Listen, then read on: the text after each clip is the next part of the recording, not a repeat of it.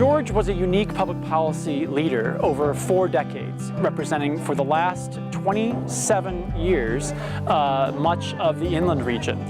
There are a number of people who are, I would say, mindful of George Brown's example here still in our California congressional delegation, who have been carrying on George's work for the 2 decades since he passed away in 1999.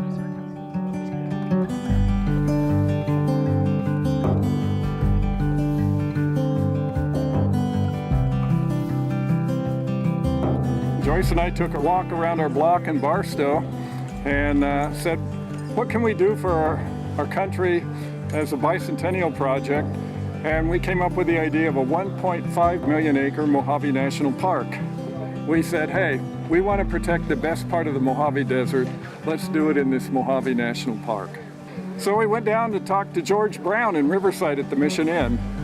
And we said, here's a map of our national park. We'd sure like you to sponsor our bill. And he did. And he said, I got a staff person that would love doing it.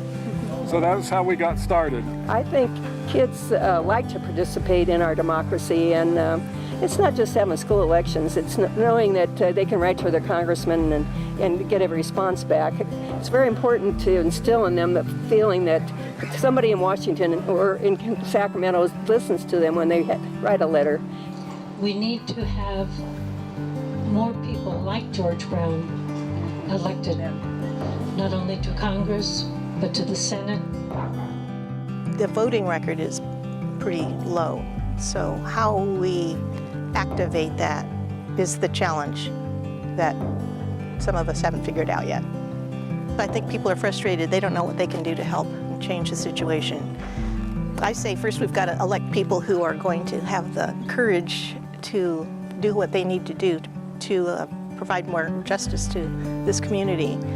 And in the meantime, we need to protest if we object. Our voices need to be heard. But it doesn't do any good to protest and then not vote.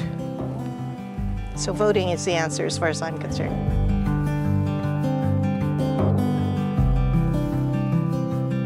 We do have some exemplars who carry on his sensibility and his approach to public policy making, and the soft power that he knew he held as a member of Congress in exerting oversight and calling attention to problems and going to places of challenge and summoning the media and telling the story so that Americans tuned in and cared about it.